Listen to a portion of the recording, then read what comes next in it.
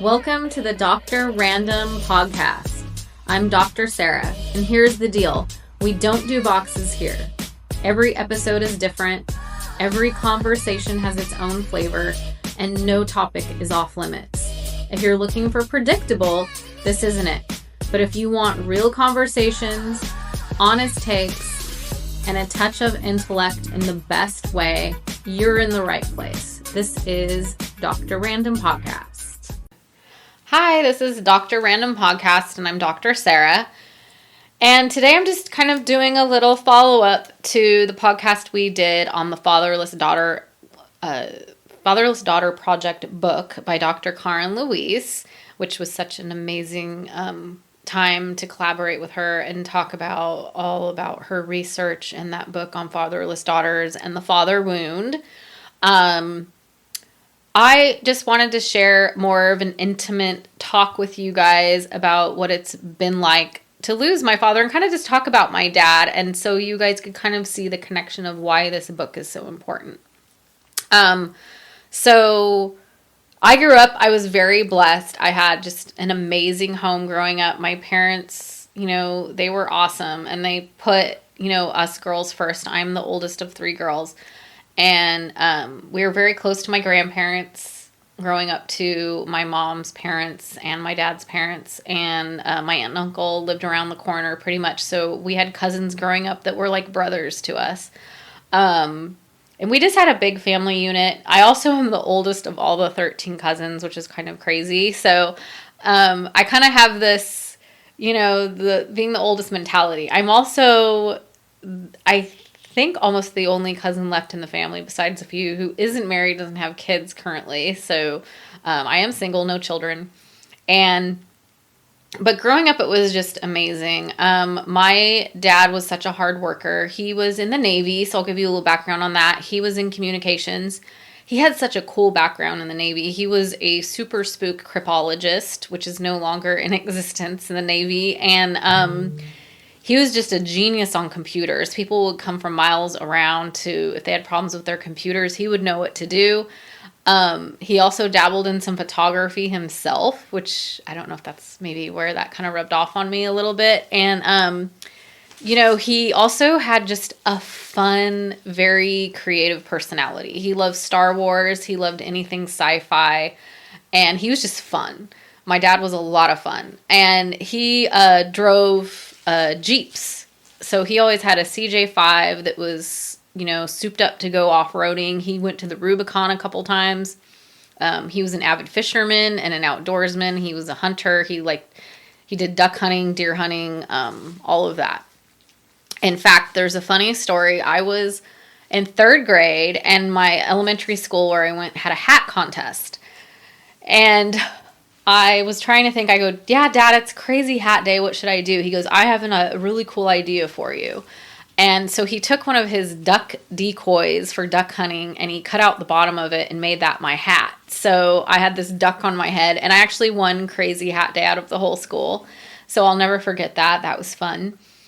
And just, he's always just such a supportive, fun dad. And then there was also a point where I think, this is going back to first grade. We were selling Halloween candy. And I know this sounds like not a big deal, but when you're a kid, it's a big deal.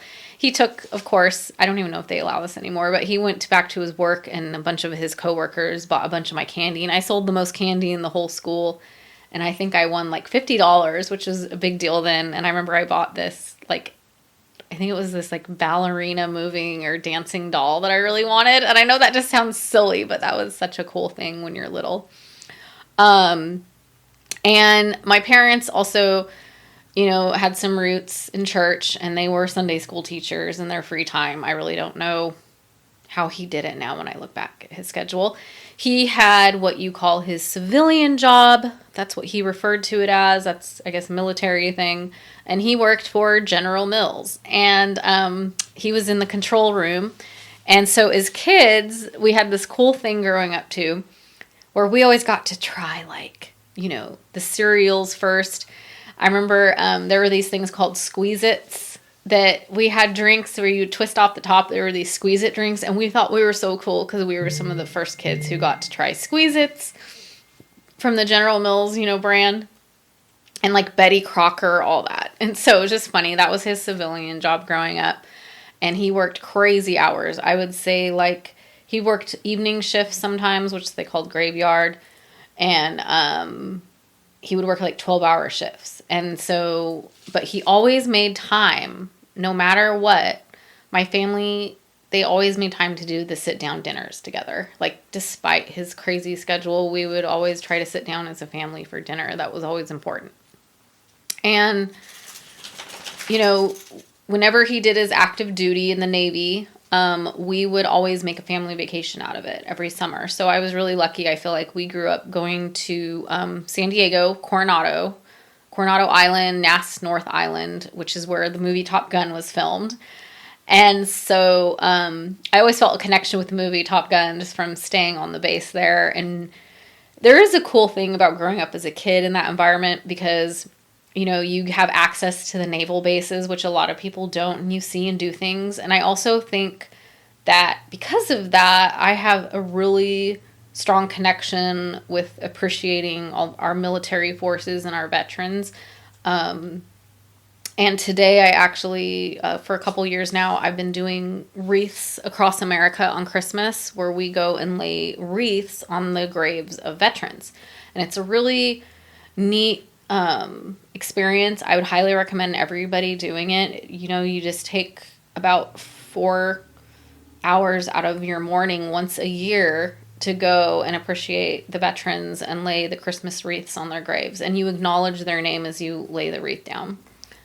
My dad was on the USS Coral Sea during the Vietnam War, which is really cool because I can now go to DC and different places where that's actually in memorials and things like that. And there's a connection with him and all the men he served with in the Navy, which is really cool. One thing that is really important to mention about my father is that while working, you know, his civilian job, being in the Navy, being a father, being a husband, and a son, and his paper route, he also was attending the University of San Francisco, and he was earning his degree in computer science. He was, like I had mentioned, a genius on computers.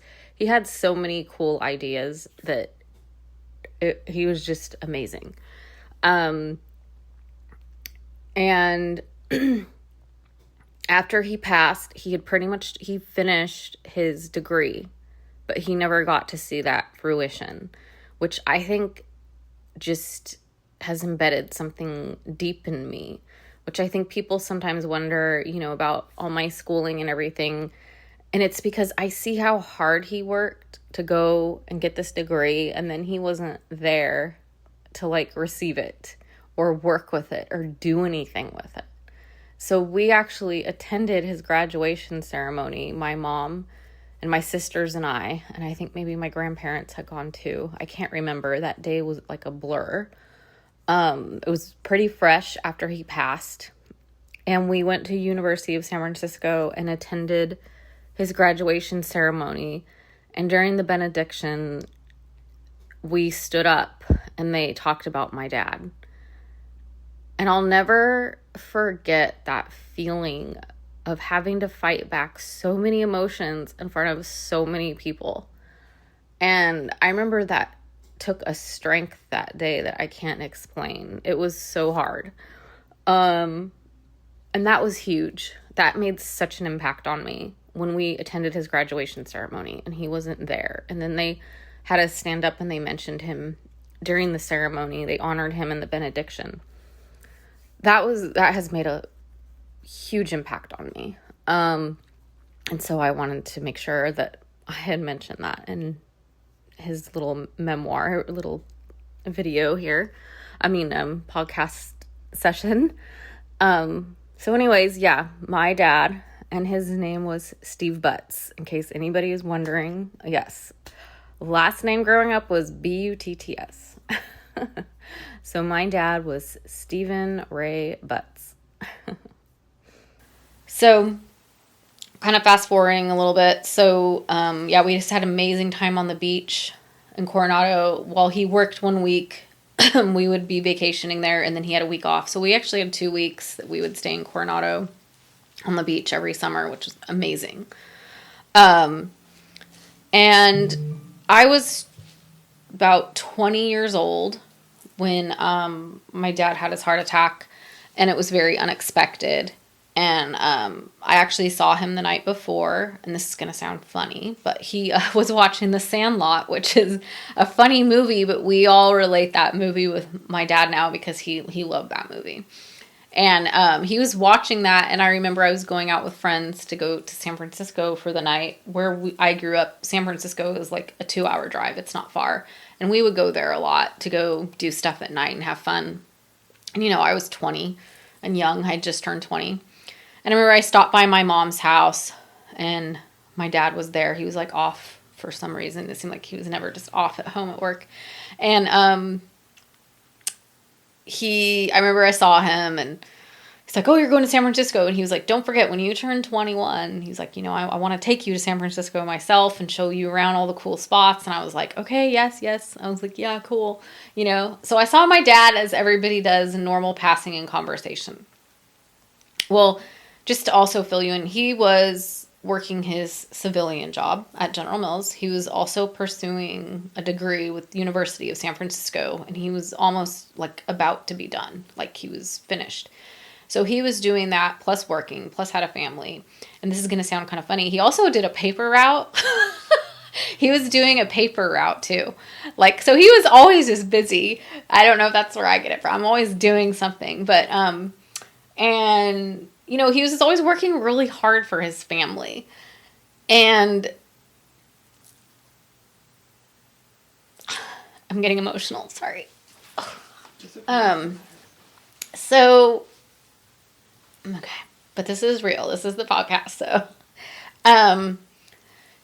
So the next morning, after we had gotten back from San Francisco, I actually was living with my grandparents at the time, and everybody might kind of laugh at this, but it was kind of like I felt like I was being rebellious moving out of my parents' house, but I was literally a couple miles away living with my grandparents, who kind of spoiled me and let me have a master bedroom. They had 2 master bedrooms in their home. And so it was a great situation that I had. It was a great setup. And I remember hearing a bunch of sirens that morning, and I was like, what is going on? Boy, those are a lot of sirens. I remember it kind of woke me up, actually. It was around like 7 in the morning or before that. And then my grandmother walked in the room, and she said, Aunt Peggy's on the phone. You need to talk to her. She was like, something happened. Your dad's in the hospital. You need to go to the hospital. And I was like, what? I was like, what? And so I jumped up and I got on the phone, and she said, you need to come here, honey. You need to come to the hospital. Your mom's here and your sister, and you need to come here now. And I was like, okay. I was like, what? And so, my friend Lisa was present, and my cousin Michael was there too. We all were at my grandma's house. And so we got up and headed over to the hospital. And I remember walking in to the ICU room, and my mom was covered in blood. And I was like, what is going on? And she was just shaking, and everybody was like surrounding her. And I was like, what's going on? And then somebody I was like, just remember being in this weird daze. And somebody led me into this room where, my dad was laying, and sorry, I was checking on little Ava here. And he had like all these tubes in him, and he was unconscious and just laying there. And I was like, what the heck? It just felt like it was almost like an out of body experience. It was just horrifying. Like, even talking about it and the images in my eyes, that's why I'm getting so emotional right now. Like, it's like you're reliving it almost. And so what I found out why my mom was covered in blood is because, it's kind of a funny story, but the last thing my dad said to my mom was, nice butt.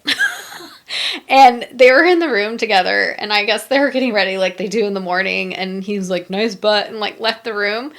And then my mom heard a crash in the kitchen, and that was when he had the heart attack, and his chin hit like something sharp on, I think it was like a microwave cart or the counter or something like that. And my middle sister, Katie, was home when this happened.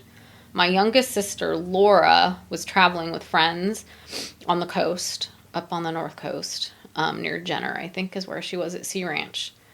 And that's kind of a crazy drive. Like, to get back to where we were, it takes about 3 hours. So it wasn't like a quick thing she could get to us.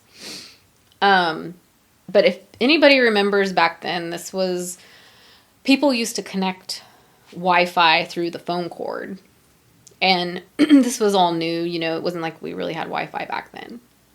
And so in a panic, when my dad had the heart attack, my family didn't know what to do because they couldn't just pick up the phone and call 911 because it was connected to the computer and they had no idea what to do. So my sister had to run across the street and tell the neighbors to call 911. So I just, you know, I wasn't present when all this happened, but I just imagine like chaos. That's just tragic that my sister had to experience that, and my mom. And to this day, I really feel for my sister Katie being present with all that. I just can't imagine. And so then he was taken by ambulance. Fast forward to the hospital. He was in a coma for 9 days, and then he passed. And and it was odd because we'd go in there and we'd hold his hand and talk to him because they said, you know, we don't know what's going to happen, but if you talk to him, he can probably maybe hear you. And so if you can imagine 9 days of this, of going in and trying to hold his hand and talk to him and hoping maybe he'll get through this, but he didn't. And and we got the call. It was like, I remember I went back and stayed at my mom's house during this time just to be present with my family. And we got the call. I think it was around like 2 or 3 in the morning or something that he had passed. And I remember it was just like, whoa. It was just, I mean, it's hard to explain. And everybody says, you know, unless you've been through it, like the loss of a parent, the feeling of this is just so heavy. And I also feel like, you know, you want to know why you're going through, so why would God let this happen, you know? But I also feel like God and the angels, I just feel this way, we're so close to and so present during this time, because I don't know how anybody can survive going through this without some kind of spiritual intervention, because it's just tragic, and it's so what goes on with the heart, mind, and soul and body all at the same time when you go through a loss is like a death like this that's just so sudden and not expected. I mean, it is, I don't know, it's gut-wrenching. And so reason why I'm sharing all this is because I just wanted to, you know, see how people see that the Fatherless Daughter Project book is important. And I would say also my faith has been so important in getting me through everything. And there's a lot of factors and layers with losing a father. I think one of the first things naturally that girls think about is who's going to walk me down the aisle. You know, my dad, oh my gosh, when I have kids, my kids aren't going to know him. Like, they're not going to have a grandpa, you know, they're never going to know him. And that in itself is just such a huge loss. You know, when you have such an amazing father like him, and the fact that he died young, and, you know, to think that, like, people who never got to know him, that you wanted him to know, it's like you just talk about the memories, you talk about him, and,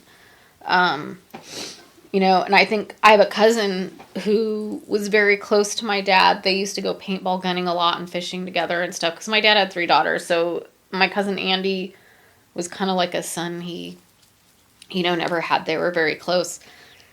And people have weird reactions to grief and loss and death. You don't know how people are going to react. Well, my cousin Andy, I think he punched a hole in the wall at the hospital.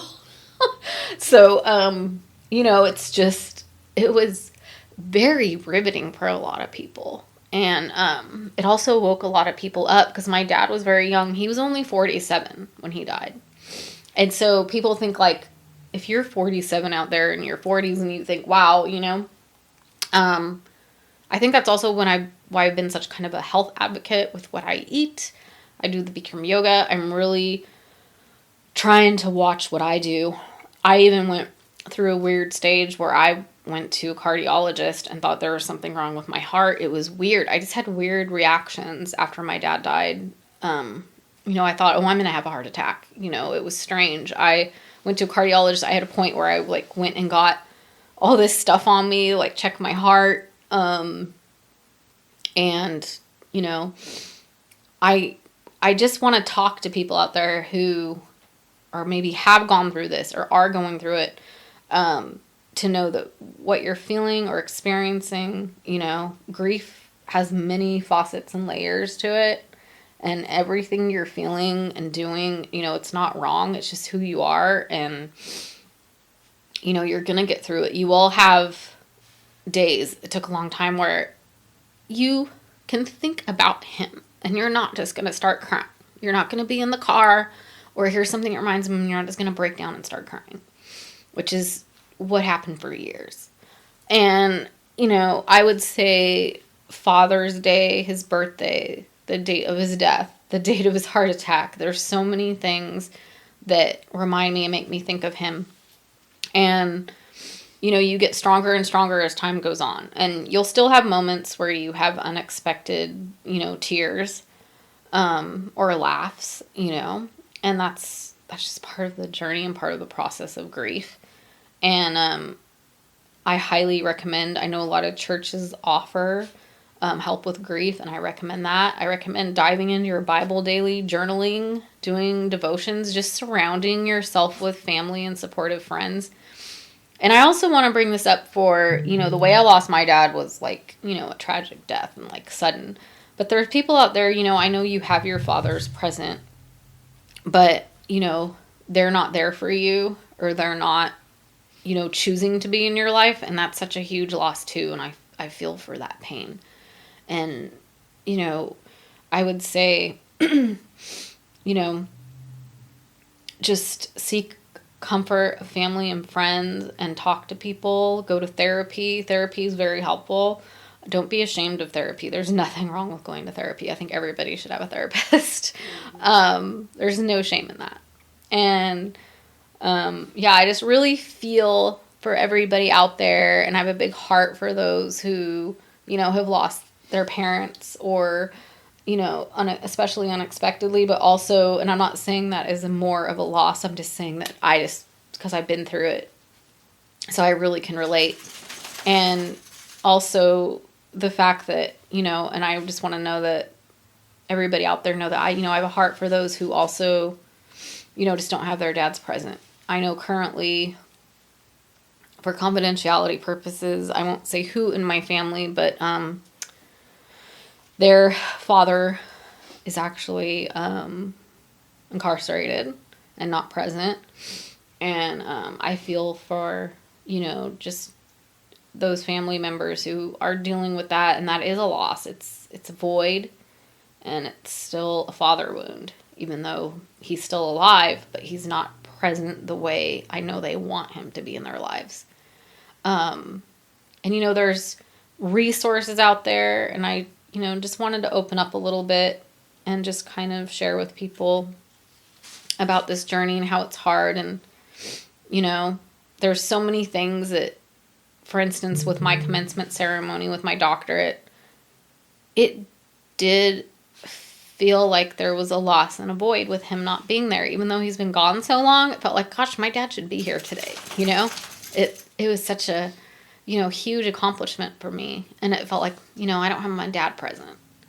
I do hope and pray that, and I'm not saying that a, husband or significant other, it's totally different relationships with that. But I think that, I'm excited and looking forward to when I do have somebody in my life who understands what I've been through with this and kind of what it's like when those dates do come up. If you guys have fatherless daughters in your lives, be aware of when it's Father's Day, when it's the date of their death, when it was their birthday, and holidays. There's just so much to it. And it is, it's a hurt, it's a wound, and it gets better with time. It does, but it's still there. And I think it just makes, you know, those who've been through it more appreciative life and those who are in our lives. I think that we tend to not take things for granted as maybe some people do. But yeah, this is... So I just want to do this follow-up to the Fatherless Daughter Project book, and I highly recommend the book. And also, I would say just dive in your Bible daily, even if it's a chapter a day. I swear that helps. That's just me, but that's my journey.